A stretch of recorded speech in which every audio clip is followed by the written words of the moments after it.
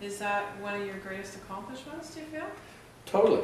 Yeah, I mean, working with the Medal of Honor Society, and I continue to work with them. I do a function for them every year, and we just did 3 nights with them in Boston last month, and with the Marine Corps. We're going to go to Afghanistan next year and go to Iraq and perform for the troops in both places.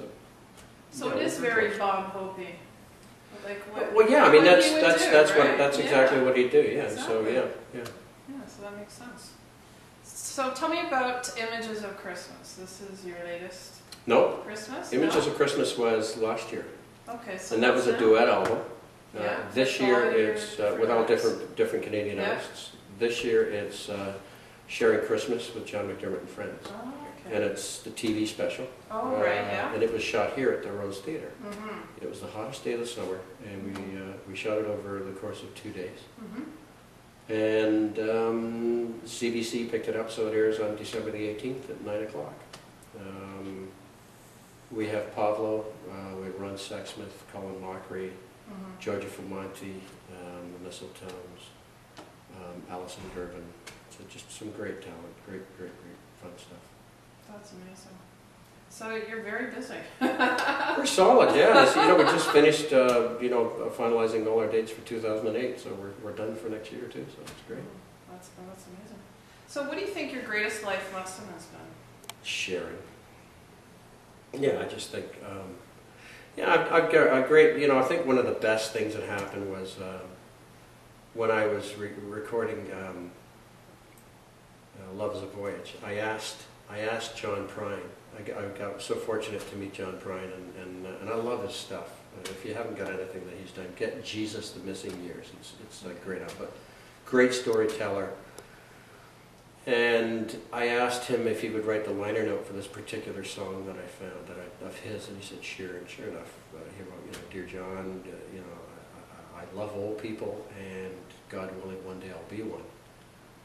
And it just, that to me hits the nail. And I love old people. I mean, I think we just don't, we're the only nation on earth that doesn't draw from that incredible resource. Yeah, it really is a shame. Put them away, get them out of sight. We're the only nation in the world that does it. The rest of them all worship and draw on them for advice and for support.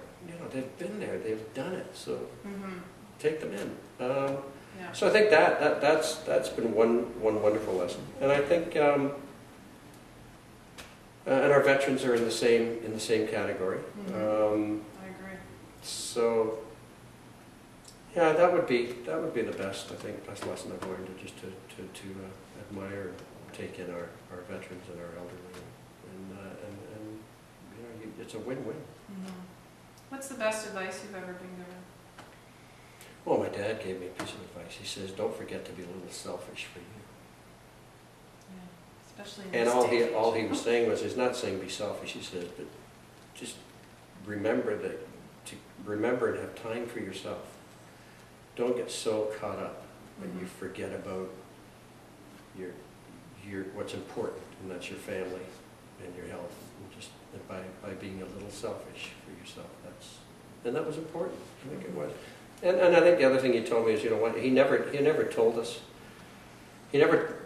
what we should do. He told us what he would do. Right. That's also very good parenting advice. It was just good advice. And so yeah, that was. How would you define the art of living, since that's what our magazine is based on? The art of living. Oh God. I think that living's it is an art. The art of living. What is it for you?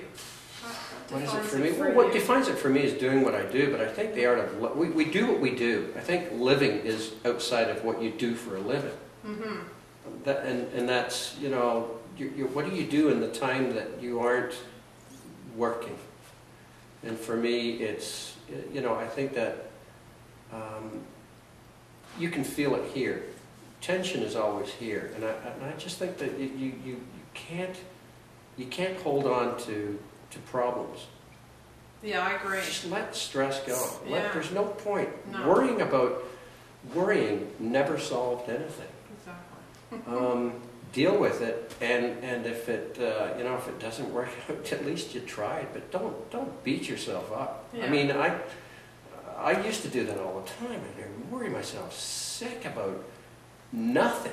Mm-hmm. But I think that magic thing happened when I turned 50. That's and I the started. Magic age. To me, it was. To me, it was. Yeah, and that's a couple of years ago. Mm-hmm. And I decided to just, I before I go to bed, I make a list of things I want to do tomorrow. Mm-hmm. Just 10 things I want to do. That might be go to the post office, go to the library, buy the dog a toy. I make a list of 10, 15 things to do. Right. And I, try and do them during the day. Mm-hmm. If I get half of them done, I get half done. The other half go on the list for the next day. Mm-hmm. But I give myself things to do, and I don't focus on stuff that's not important. Exactly. It's just not. If it's not, mm-hmm. don't worry about it. Yeah. And I do stuff that I enjoy. Cross country, I hike, I kayak, I snowshoe. Good for you. That's it. Mm-hmm. It's about your downtime, and that's when you should. That's where I think my dad meant that. On my downtime, be a little selfish. Do the stuff that you want to do. Ground yourself. Yeah. I got 11 brothers and sisters. Believe me, we're grounded. Is there any music that inspires you?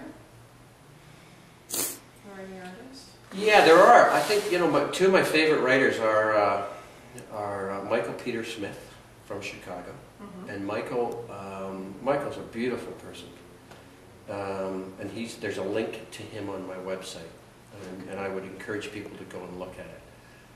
Michael's he's a magnificent storyteller. He was a great friend of Steve Goodman. He and Steve wrote together, and he's a friend of John Prine. So there's a great, wonderful storytelling history. He's just amazing. And Eric Vogel. Eric lives in Australia, mm-hmm. And he wrote the Green Fields of France. The band played Waltz and Matilda, One Small Star. Just huge songs. And he's a fabulous storyteller, and I think that's what I admire about these guys. So I've done tours with both, and I'm doing a tour with Eric next year. My November, December tour dates are all with Eric Vogel, and we're gonna do a mix of veteran shows up through November, and then Christmas shows into December, and it'll be a McDermott. I'm calling it Two Old Folkies. Right. Hopefully it'll work. Yeah, as a follow-up to your other one, right? Yeah, the other one, Just Plain Folk. Exactly. Yeah.